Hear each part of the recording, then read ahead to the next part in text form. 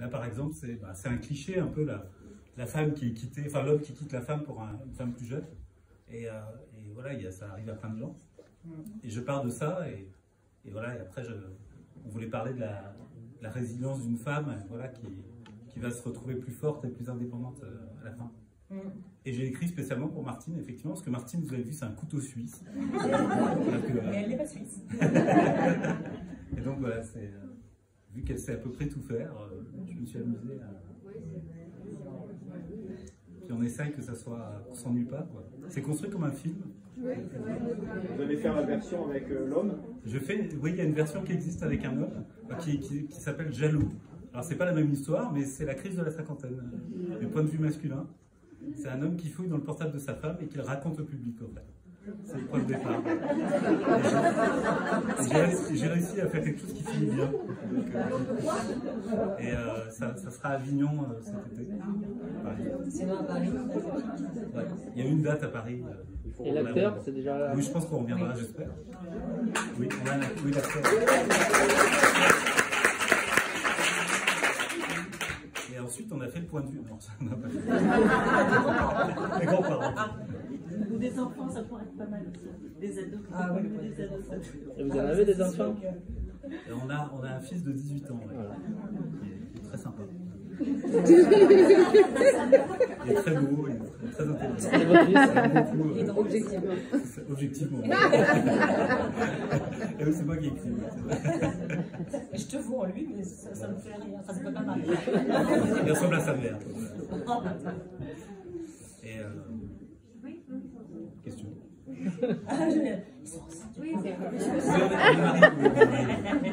Mon mari est femme.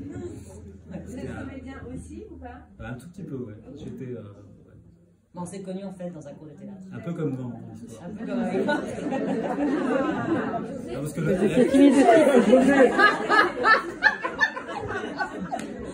il est grand et viril. C'est là le côté. En fait, la psy, elle dit raconter des choses vraies et des choses fausses. Et après, vous ne saurez pas tout. Pour regarder la roche. Sans savoir plus.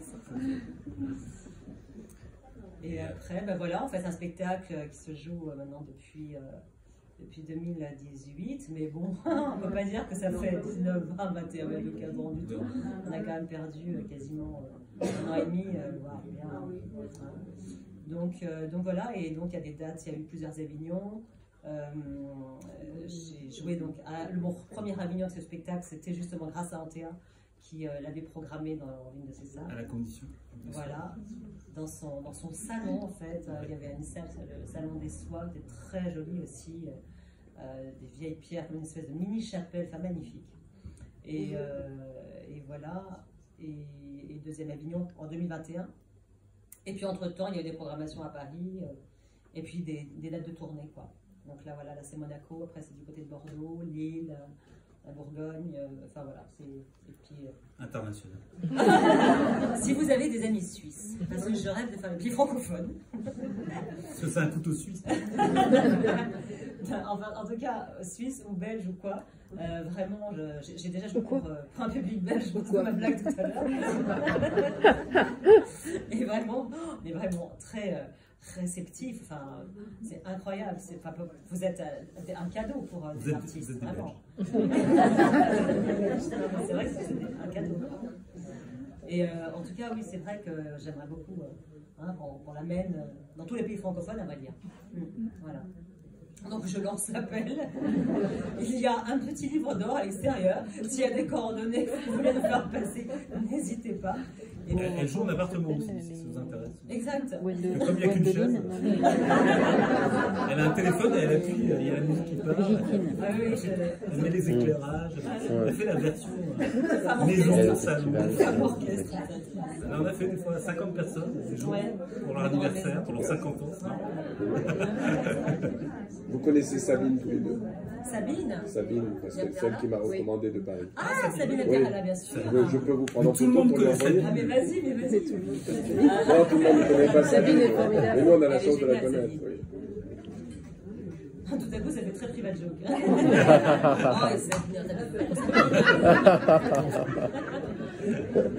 Il n'y a pas de salut. Est-ce que vous avez... Sentez-vous libre, hein, surtout. Si vous voulez partir, il n'y a pas de problème. C'est le droit. On aurait aimé vous offrir un verre, mais... À la limite, une incidence quand même, hein, sur... je dirais un public un peu froid comme des fois j'ai pu avoir. Là, je viens de jouer en fait 3 mois sur Paris, de décembre au week-end dernier.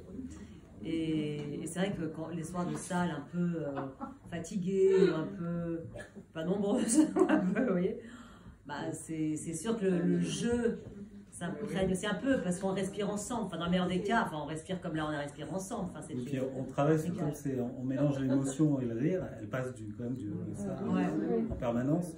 Là, selon, il y a des soirs où des fois c'est plus émouvant que drôle. Des fois elle perd un peu l'émotion, mais c'est très drôle. Et là, ce soir, c'était un bon équipe, je pense. Ouais. C'était bien.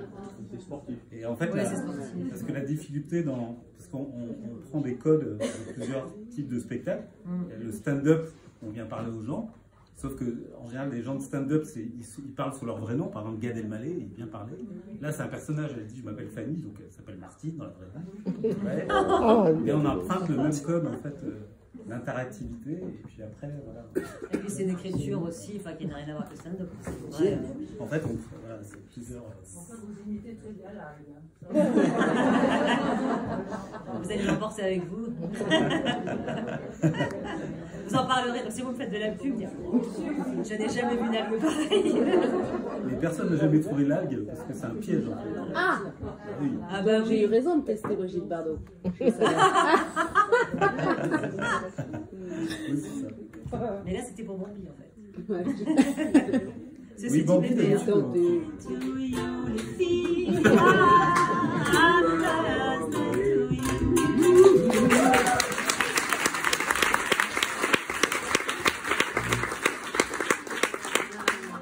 moi je ne chante pas. Je chante comme Jean-Pierre Daroussin. Je ressemble un peu au fond. Oh, bon, je sais. Vous avez des bises lumineuses de Sabine. Ah merci. Oui. Bah, on est content d'avoir des bises de ça. Lumineuses. Lumineuses. Ah bah attends, chez Sabine, c'était lumineux. Excusez-moi, du coup, tous les petits détails féminins Ouais. que vous avez évoqués. J'ai beaucoup de maîtresses en fait. C'est aussi bête que ça. J'ai oublié de dire que nous avons collaboré aussi. Oui, non, parce qu'elle est modeste en fait. En fait, je l'ai vraiment écrit entièrement. Voilà. Et après, elle l'a remâché comme un chewing-gum. Absolument. On a travaillé la mise en scène ensemble. On l'a travaillé au plateau, en fait, après en répétant, etc. On a trouvé les idées, trouvé, voilà. Donc c'est vraiment une collaboration. Et c'est... Elle est auteur à 20%. J'ai pas voulu Pour la lui prendre SACD. plus. Moi, je voulais 18.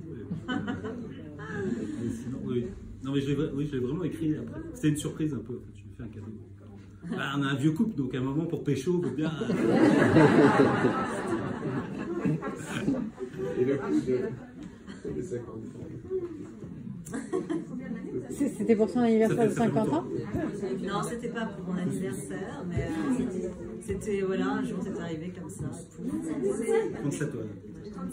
Oui. Et moi, j'ai 17 ans. On s'est connus à 5 ans.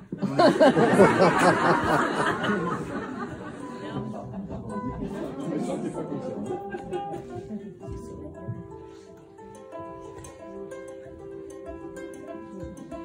Ah, c'est beaucoup mieux.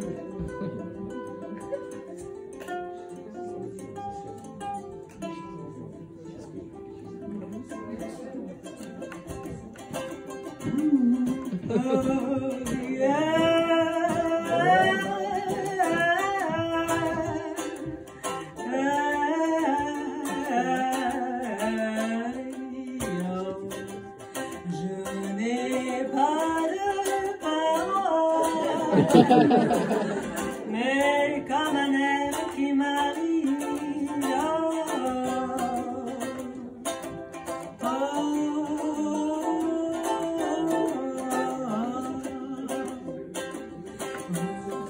vous êtes un public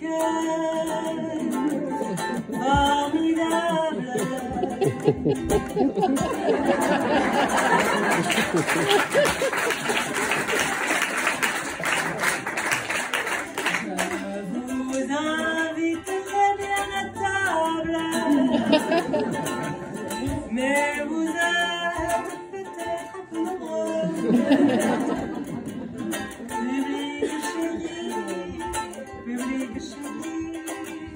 public chéri, bonne nuit.